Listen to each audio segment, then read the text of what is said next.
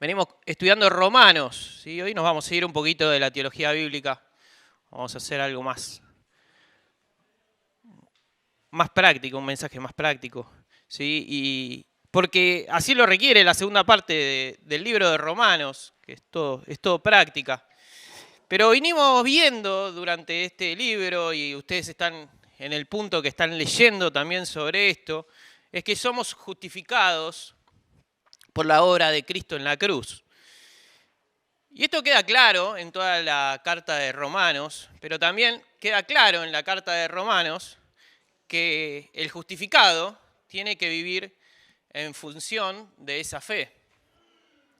Y la carta empieza en el capítulo 1, versículo 17, con la siguiente expresión: el justo por la fe vivirá. Y este mensaje tan importante que Pablo expresa en toda la carta es el Evangelio. Son buenas nuevas, buenas noticias. Es el poder de Dios que produce salvación. Y Pablo demuestra a lo largo de todo el libro que a través de todas las épocas, desde la creación del mundo hasta la actualidad, de que la única forma por la cual el hombre puede acercarse a Dios es por medio de la fe, y es producto de Dios, fue dada por Él para salvación de la humanidad. Fe necesaria para el hombre, fe necesaria para un hombre que está en esa condición de pecado. Y como pecadores merecemos lo que merece cualquier pecador, que es la muerte. Y mientras estamos en esa condición, Dios mostró su amor para con nosotros, mandando a Jesucristo a morir por cada uno de nosotros. Y por causa de la justicia de Cristo, que se acredita en nuestra cuenta, tenemos derecho, ese derecho dado por gracia, de habitar y ser partícipes de su reino. Y debido a todo lo que Jesucristo hizo por nosotros, la nueva condición en la que estamos, aquellos que hemos aceptado el señorío de Dios en nuestra vida, requiere obligaciones de responder a tremenda obra hecha en favor nuestro.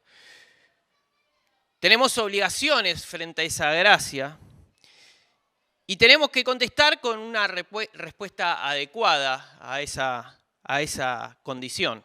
¿Cuál es nuestra respuesta lógica frente a tanto amor y bendición recibidas? Bueno, en los capítulos finales de Romanos se presentan efectos prácticos para nuestra vida que deben manifestarse en la vida en respuesta a la obra de Dios por nuestra salvación y en respuesta a ese amor incondicional que recibimos sin merecerlo, esa gracia que recibimos sin merecerla. Y la búsqueda del cristiano tiene que ser tratar de corresponder defectuosamente seguramente, muy defectuosamente seguramente, pero tratar de buscar corresponder ese amor incondicional y único de Dios. Y la provisión de esa tremenda gracia que recibimos y la provisión de la salvación por fe tiene que producir una vida santa. El domingo pasado estábamos viendo también en el capítulo 6 de Romanos, versículo 11, dice lo siguiente: así también vosotros, considerados muertos al pecado, pero vivos para Dios, en Cristo Jesús, Señor nuestro. Dice para Dios, bien claro y bien grande, para Dios, ¿sí? Somos vivos para Dios. Y esto nos lleva a comparar con lo que el hombre era antes. En condición, el hombre no tenía poder de satisfacer las exigencias, las demandas de la santidad de Dios. Pero ahora, estando en Cristo, Dios da esta capacidad. Y esto nos marca una nueva creación, que una nueva creación tiene que ser vivida como nueva creación, ¿sí? No se puede vivir una nueva creación viviendo como vieja creación. También vimos el domingo pasado ese versículo el 6, capítulo 1, versículo 2, que nos hace esa pregunta, ¿perseveraremos en el pecado para que la gracia abunde? Y responde Pablo, de ninguna manera, porque los que hemos muerto al pecado, ¿cómo viviremos aún en él? No se puede ser contradictorio, ¿sí? en esta vida de fe. ¿Sí? Y esto lleva a Pablo a presentar responsabilidades que tiene todo hijo de Dios frente a tremenda y tan grande salvación. La vida del creyente no puede ser igual a lo que era antes. Es necesario cambiar y lo menos que podemos hacer es presentar nuestra vida en servicio a Dios, ¿sí? Por tremenda gracia recibida. Entonces leemos capítulo 12, versículo 1. Dice lo siguiente, lo tienen en pantalla el que no tiene Biblia. Así que, pues, hermanos, os ruego por la misericordia de Dios que presentéis vuestros cuerpos en sacrificio vivo, santo, agradable a Dios, que vuestro culto racional. No os conforméis a este siglo, sino transformaos por medio de la renovación de vuestro entendimiento para que comprobéis cuál sea la buena voluntad de Dios, agradable y perfecta. La dedicación general de nuestra vida va a producir inevitablemente cambios en nosotros, pero también en todos los que nos rodean. Va a producir cambios en todo a lo que nosotros tengamos alcance, en nuestro primer círculo de relaciones, como ser una familia, como ser la iglesia, como frente a la comunidad, nos va a enseñar Pablo que también llega esa extensión, y frente también a las costumbres, leyes, ordenanzas adoptadas. Existen miles de personas, incluyendo muchos cristianos que asisten y van a la iglesia, ¿sí? En busca de beneficios personales, en busca de emociones que lo movilicen, en busca de una experiencia espiritual que sea tranquilizadora, ¿sí? Mucha gente entra a una iglesia buscando este tipo de cosas, ¿sí? Como si fuera un remedio, como si fuera una pastilla que uno se toma una vez por semana y que tranquiliza el alma, ¿sí? La mayoría de las personas que entran a una iglesia entran así. Entran a la iglesia con el único fin de recibir. Y entrando y sentándose en el banco y cantando canciones lindas, asistiendo, buscan cumplir con su conciencia por lo largo de una semana, ¿sí? Ahora, cuando nosotros leemos Romanos y vemos todo lo que dice Romanos, no algunas partes de Romanos y otras no, todo lo que dice Romanos, la clave para Pablo parecería estar en otro lado. Y no se focaliza en lo que necesitamos de Dios, sino en lo que debemos darle a Dios, ¿sí? Y hay una gran diferencia acá. La clave de una vida cristiana productiva y satisfactoria no se encuentra en conseguir, sino en darlo todo. Y a lo largo de toda la carta de Romanos, Pablo habla una y otra vez de darlo todo, ¿sí? También Pablo lo dice en Filipenses 3:3, que dice así, lo siguiente: los que en espíritu servimos a Dios y nos gloriamos en Cristo Jesús, no teniendo confianza en la carne. Se identifica como los que servimos a Dios y nos gloriamos en Cristo Jesús. Entonces, queda claro a lo largo de todo Romanos, y después, sobre todo de la segunda parte de Romanos, que la aplicación del Evangelio se focaliza en darlo todo. La aplicación del Evangelio nos lleva siempre, en todos los ámbitos de la vida, a renunciar a uno mismo para que Cristo sea el Señor. El versículo 1 del capítulo 12 empieza con el así que. Y ese así que nos lleva rápidamente, en esta nueva sección del libro, nos lleva a ver una comparación que nos posiciona entre lo que éramos antes y lo que tenemos ahora. Los primeros capítulos de Romanos, Pablo nos lleva a ver lo indignos que somos como hombres frente a Dios, frente a su santidad, frente a su justicia. Pero a la vez nos habla del privilegio que tenemos cada uno de nosotros de ser justificados y de pasar a esa categoría de santos inmerecidos, ¿sí? Y la responsabilidad que esto trae a servir como santos, vivir como personas que son separadas para Él, viviendo bajo sus parámetros y dejando que nuestro criterio sea gobernado y señoreado por Él. Ahora, ¿cómo podemos responder adecuadamente al amor de Dios? Bueno, entregándole totalmente a Dios nuestra vida, no para morir, sino para vivir. Y Pablo lo deja claro en estos últimos capítulos del libro de Romanos, cuál es la verdadera orientación del cristiano. Nos servimos a Dios por lo que, con el fin de complacerlo, de agradarle, de ganar su favor, sino todo lo contrario. Recibimos el favor de Dios inmerecido y nuestra condición nos anima y nos motiva a servirle como respuesta a su amor y como expresión de nuestra gratitud. Y en esta cuestión práctica que nos plantea Pablo, ¿sí? Nos muestra que a diario nos vamos a enfrentar a circunstancias que requieren decisiones que tenemos que tomar de nuestra parte. Tenemos que decidir si vamos a someternos a lo que Dios pide o seguir otro camino. Y ese otro camino siempre suele ser mi camino, el que yo quiero, ¿sí? Y ahí no estoy renunciando a lo que yo quiero en pos de lo que Dios quiere y de lo que Dios espera.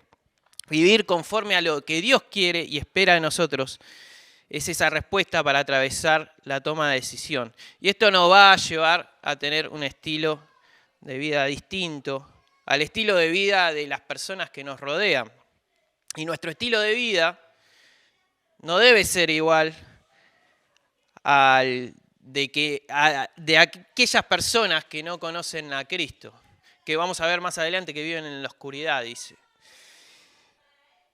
En vez de ser conformados nosotros, armados por las influencias del mundo, bajo los patrones de este mundo y que el mundo propone en la actualidad y en todos los tiempos, debemos ser transformados a la imagen de Cristo, transformados a su imagen. ¿Para qué? Para su gloria, que es lo que Él requiere. En lugar de copiarnos este mundo y lo que el mundo propone, nuestro patrón, nuestra guía, nuestro ejemplo tiene que ser el de Cristo. Y nosotros tenemos que fijarnos en Él, imitar lo que Él fue y lo que vemos en Cristo. Y esto es garantía de una completa aceptación divina, porque es lo que Dios espera. Que copiemos, que imitemos y que sigamos el patrón de Cristo. Esta transformación se realiza por medio de la renovación de nuestra forma de ver las cosas, como leímos recién, ¿sí? De ver los objetivos, de ver las metas de esa misma forma. Y cuando ponemos en primer lugar el objetivo de darle gloria a Él, darle gloria a Dios, en consecuencia nuestra forma de vivir se rige por medio de este parámetro. Y el Espíritu Santo va a orar en nosotros y va a producir una nueva forma de pensar que nos motiva a vivir de una forma diferente. Y así podemos reconocer la voluntad de Dios y poner en práctica lo que a Él le agrada. Y a partir de esta renovación, a partir de este cambio interior y personal, es que se va extendiendo en distintos también círculos concéntricos, podríamos decir así, no quiero ser repetitivo, pero parecería que es así, a otros ámbitos de la vida, ¿sí? Primero a lo más cercano, después a lo más lejano, después a aquellas cosas que ni nos imaginamos, hasta llegar a todos los ámbitos de la vida del cristiano. Todas las relaciones que podamos tener están regidas por esto. Es así que... Me quedé... Ahí va. Es así que primero empieza por el interior, ¿sí? Del cristiano. Después con la familia de la fe, ¿sí? Ahí tienen los capítulos y los versículos. Después, una relación que uno no pensaría, la relación del cristiano con el adversario. No solo con el que me llevo bien, sino con el que me llevo mal, ¿sí? La relación del cristiano con el Estado, la relación del cristiano con la ley, con las ordenanzas, la relación del cristiano con su tiempo y su contexto, la relación del cristiano con los débiles en la fe. Y la relación comienza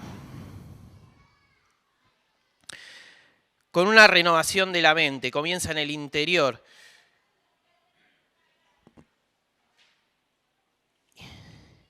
Y la primera forma de llegar a esto es tener un concepto de uno mismo adecuado. Leemos capítulo 12, versículo 3, también lo tienen en pantalla. Digo pues, por la gracia que me es dada, a cada cual que esté entre vosotros, que no tenga más alto concepto de sí que el que deba tener, sino que piense de sí con cordura, conforme a la medida de fe que Dios repartió a cada uno. Y una vez pasada esta instancia, donde la transformación se está produciendo interiormente, es que Pablo nos hace ver que esta realidad transformadora se va a expandir a todos los ámbitos de la vida. Y llegamos al segundo, ¿sí? Que es lo más cercano, ¿sí? Después pasa a esta relación primaria que podemos considerar nuestra primera aproximación, que es entre los hermanos, que es la iglesia. Y en la iglesia no estamos solos. Es importante reconocer que formamos parte de una familia, de un cuerpo extenso, con distintas personas, distintas formas de pensar, distintas formas de ver la realidad, pero un Dios, ¿sí? Y esta es la familia de Dios. Y es así que sigue diciendo el capítulo 12, versículo 10, amaos los unos a los otros con amor fraternal, en cuanto honra, prefiriéndolo los unos a los otros. En lo que requiere diligencia, no perezosos, fervientes en espíritu. Y fíjate lo que dice, sirviendo juntos al Señor, gozosos juntos en la esperanza, sufridos juntos en la tribulación, constantes en la oración, compartiendo para las necesidades de los santos, practicando la hospitalidad. Pero no solo nos quedamos con los que nos rodean, con los que nos caen bien, con aquellas personas que queremos, sino que también para con los que son difíciles. Con aquellas personas que es difícil tener una buena relación. Bueno, con todos es fundamental intentar tener una buena relación, pero no siempre es posible. ¿Y cuál es el camino frente a esto? Bueno, la búsqueda de la tolerancia, la búsqueda de un amor desinteresado, sobre todo no esperando nada de nadie, siempre recordando el ejemplo de Cristo, que frente al desprecio de los hombres, Él se entregó por amor a todos. Y este es un amor que hay que imitar. Y no a medias, sino imitar al 100%. Y ustedes se pensarán, uy, otra vez de esto, pero ya escuché de esto en este mes. Sí, en el grupo pequeño estuvimos hablando justamente de esto, ¿sí? De cómo nos relacionamos unos con los otros. Y ese es el amor a imitar, el amor de Cristo, un amor desinteresado, un amor que siempre da. Y otra vez hablamos de dar y dar y dar. Sí, todo Romanos nos va a marcar este camino de que siempre tenemos que dar. Venimos a darle a Dios, venimos a servirle a Él, ¿sí? Sigue diciendo, el capítulo 12, versículo 18. Si es posible, en cuanto dependa de vosotros, estad en paz con todos los hombres. No os venguéis vosotros mismos, amados míos, sino dejad lugar a la ira de Dios, porque Cristo está, mía es la venganza. Yo pagaré, dice el Señor. Así que si tu enemigo tuviera hambre, dale de comer. Si tuviera sed, dale de beber. Pues haciendo esto, ascuas de fuego, amontonarás sobre su cabeza. No seas vencido de lo malo, sino vence con bien el mal. Y la relación del cristiano no solo alcanza las relaciones interpersonales, ¿sí? No solo con aquellos que quiero, mis hermanos, no solo con aquellos que no quiero tanto como mis adversarios, sino que el alcance se extiende a otro ámbito, que es el de las instituciones, como es el Estado. Somos parte del reino de Dios y ciudadanos del Estado acá en la tierra. Y como cristianos debemos tener una ciudadanía responsable. Dice el capítulo 13, versículo 1, sométanse toda persona a las autoridades superiores, porque no hay autoridad sino de parte de Dios, y las que hay por Dios han sido establecidas, de modo que quien se opone a la autoridad, a lo establecido por Dios resiste, y los que resisten acarrean condenación para sí mismo. Pablo llama a reconocer el lugar e importancia del orden y del gobierno, entendiendo siempre desde la premisa inicial que la autoridad tiene su origen en Dios. Ser respetuoso y someterse al Estado es respetar y someterse a Dios. Siempre siendo conscientes de que como Dios puso el gobierno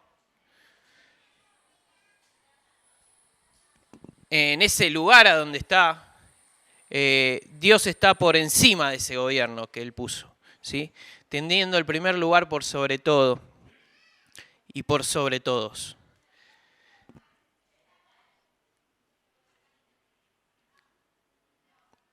El respeto llega hasta las leyes, llega hasta las ordenanzas, que como cristianos tenemos que cumplir bajo el sometimiento de Dios y, como dice el versículo, para Dios, ¿sí? No solo por Dios, sino para Dios, ¿sí? El cumplimiento de las normas legales, morales, éticas, es más fácil siempre aplicando el amor al prójimo. Y dice ahí el versículo, pagad a todos lo que debáis, al tributo, tributo, al que impuesto, al que respeto, respeto, al que honra, honra.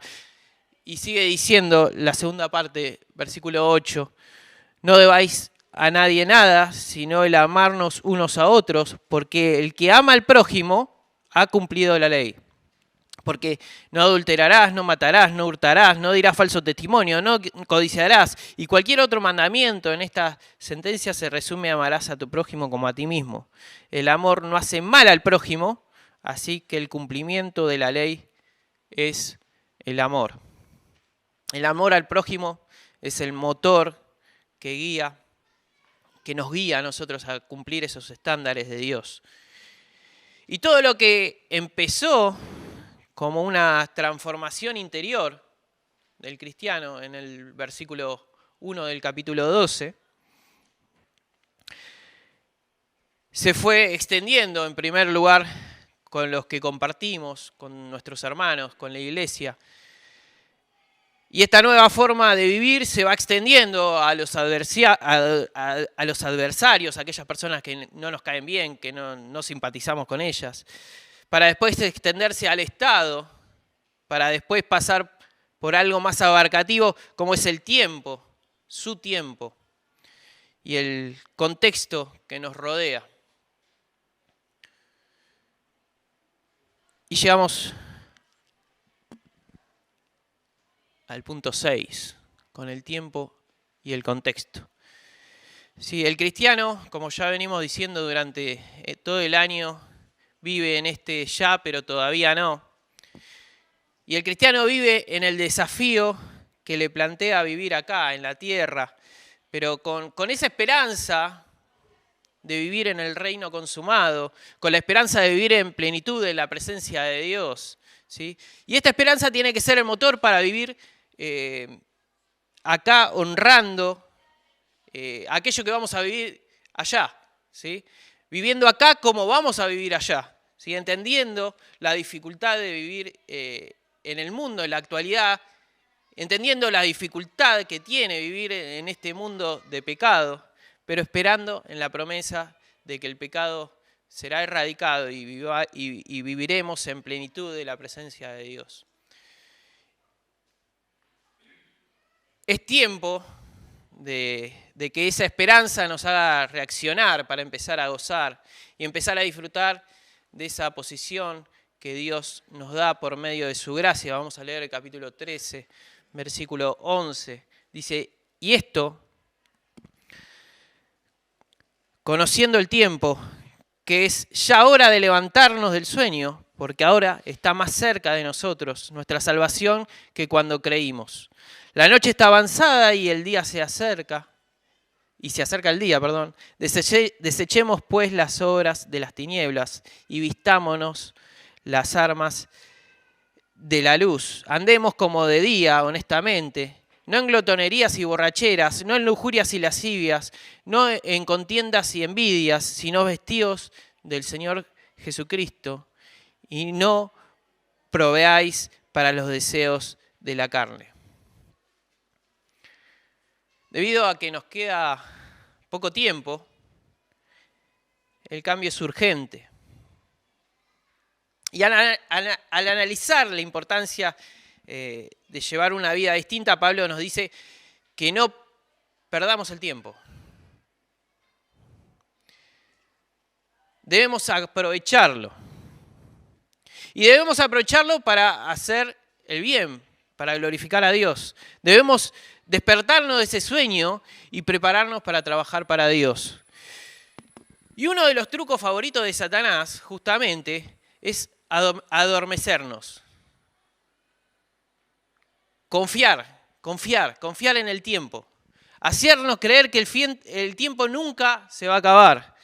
Distraernos de lo verdaderamente importante y no dejarnos espacio, tiempo, para agradar a Dios. Nos hace creer que queda mucho tiempo y lo que no se hace hoy se puede hacer mañana, no va a pasar nada. Pero Pablo nos dice que vivamos en constante expectación. El Señor viene y el Señor viene pronto. La lucha tiene que ser constante en aprovechar el tiempo, en no desperdiciar el tiempo y en vivir para Él. La recomendación es no jugar con fuego, ¿sí? No proveer las condiciones, dice la última frase que leímos, las condiciones, el ámbito, las circunstancias para satisfacer los deseos de la carne. En vez de parecernos al mundo, el mandato es que tenemos que ser distintos y tenemos que apartarnos de esas cosas, ¿sí? Para que no nos vean vestidos con la ropa del mundo, sino que el llamado es a vestirnos con vestidos del Señor Jesucristo. Ser transformados por Él, tener la imagen de Él, tener sus vestidos, ¿sí? Que nos reconozcan como Él, que nos vean a nosotros, ¿sí? Y reconozcan a Él. Debemos comportarnos como Él. Que al vernos a nosotros puedan aprender de Él. Que al vernos a nosotros puedan imitarlo a Él, ¿sí?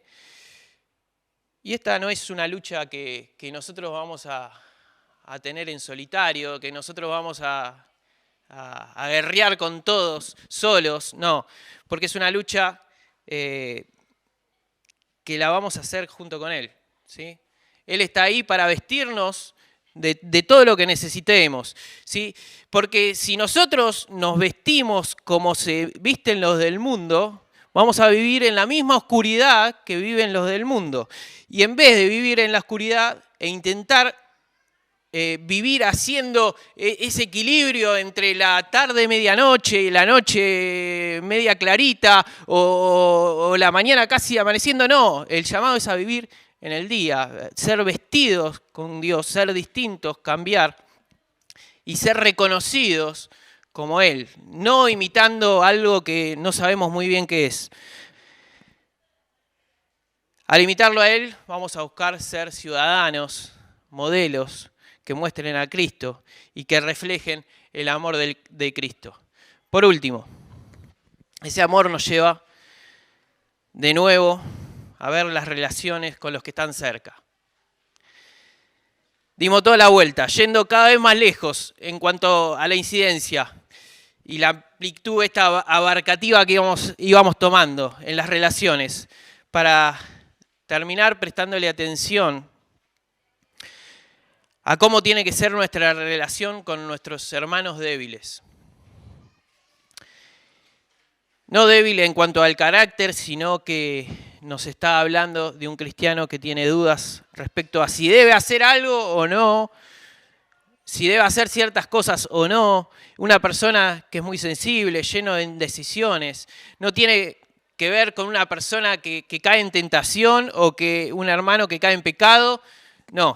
No tiene que ver el concepto de débil con la falta de dominio propio. Este no es el caso de su debilidad. Siempre tenemos que tener en cuenta y diferenciando que esta categoría que nos habla Pablo de débil en la fe no es una persona que vive en pecado y confundido de su fe, sino que nos habla de un cristiano, con todas las letras, que tiene una forma de vivir distinta a la mía. No más libertina, sino todo lo contrario. El hermano débil se pone restricciones a su libertad, que el otro hermano, el fuerte, entiende que podrían no estar, pero al no afectar su santidad, ¿sí? La recomendación de Pablo es amar a nuestro hermano débil, que se pone esas barreras, esas regulaciones, ¿sí? Amarlo a ese hermano y no juzgarlo. Esa es la recomendación de Pablo. Su debilidad lo tiene atrapado, ¿sí? Pero ¿qué dice Pablo sobre la relación de los hermanos débiles? Lo tenemos en pantalla, sí. Recibida al débil en la fe, pero no para contender sobre sus opiniones, El énfasis lo pone Pablo en amar al débil y ayudarlo en ese proceso de crecer en su fe, ¿sí?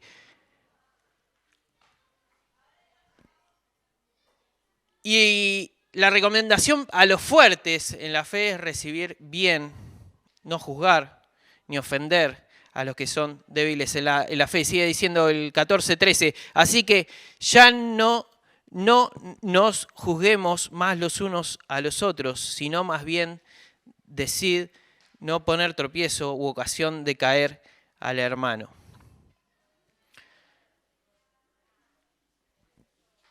El reino de Dios es mucho más que discusiones y diferencias que se pueden tener sobre las prácticas, los ritos o costumbres de cada persona, especialmente cuando las diferencias están centradas en aspectos externos difíciles para ponerse de acuerdo, pero que no son determinantes en la fe y el testimonio cristiano. Y el reino de Dios es mucho más que eso. El reino de Dios es justicia, es paz, es gozo. Y lo dice ahí el versículo 17 del capítulo 14. Porque el reino de Dios no es comida ni bebida, sino justicia, paz y gozo en el Espíritu Santo. El reino de Dios es todo lo contrario a diferencias y discusiones en torno o sobre cuestiones de costumbres que llevan a la intrascendencia. El reino se centra en lo que es verdaderamente trascendente, la justicia, ¿sí? Viviendo en santidad, lejos del pecado, gracias a la obra que Cristo hizo en la cruz por cada uno de nosotros, que nos otorga esa justicia. Viviendo en la paz, ¿sí? Conviviendo para crecer en armonía los unos con los otros y en comunión. Viviendo en el gozo que propone el reino, que es vivir en esa armonía y reflejando al mundo, mostrándole a todos que somos partícipes del reino. Vivimos por y para el reino. Siempre sabiendo de que lo verdaderamente trascendente es vivir para Él. Y este tiene que ser nuestro objetivo de vida, que Cristo sea el Señor de nuestra vida, ¿sí? El amo, que sea el dueño, el que marca el camino, el que dirige nuestra vida, que ejecute esa transformación interior en nosotros para que nosotros podamos renunciar a nosotros mismos, a nuestros caprichos, a nuestras falsas necesidades que nos ponemos, ¿sí? Para que reine Cristo en mi vida, para que Él tenga el primer lugar y mi vida pueda encontrar un sentido en vivir. Y el sentido de vivir es glorificar su nombre. Dice el capítulo 14, versículo 7, que se los pongo ahí en pantalla. Porque ninguno de nosotros vive para sí, y ninguno muere para sí. Pues si vivimos, para el Señor vivimos, y si morimos, para el Señor morimos. Así pues, sea que vivamos o que muramos, del Señor somos. Porque Cristo para esto murió y resucitó y volvió a vivir. Fíjate lo que dice, para ser Señor, así de los muertos como de los que viven. Venimos a dar, ¿sí? Nuestra búsqueda como cristianos piadosos tiene que ser el buscar dar siempre. Y vimos cómo el cristiano tiene que vincularse en su relación personal primero, ¿sí? En su interior, en su relación con la familia de la fe, en la relación del cristiano con el adversario, en la relación del cristiano con el Estado, en la relación del cristiano con la ley, en la relación del cristiano con su tiempo, con el tiempo de Dios y con el contexto, y la relación del cristiano con los débiles en la fe. La aplicación del Evangelio a lo que quiere llegar Pablo es que la aplicación del Evangelio es darlo todo. Es darle ese primer lugar a Dios. Es que Él señoree nuestra vida, que Él maneje nuestra vida, que Él controle nuestra vida. Y la aplicación del Evangelio es renunciar a uno mismo para que Cristo sea el Señor. Y después de explicar el Evangelio de una forma contundente y de explicar las responsabilidades que tenemos como cristianos y obligaciones que tenemos como cristianos y que nos trae el Evangelio,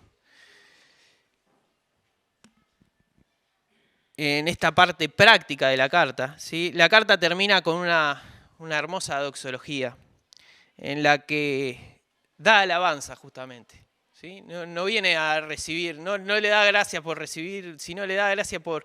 Viene a dar, Pablo, en el final de la carta, viene a darle alabanza a Dios por lo que Él ha hecho a través de su Hijo Jesucristo, y terminamos leyendo eso. Busquen en la Biblia. Capítulo 16, versículo 25.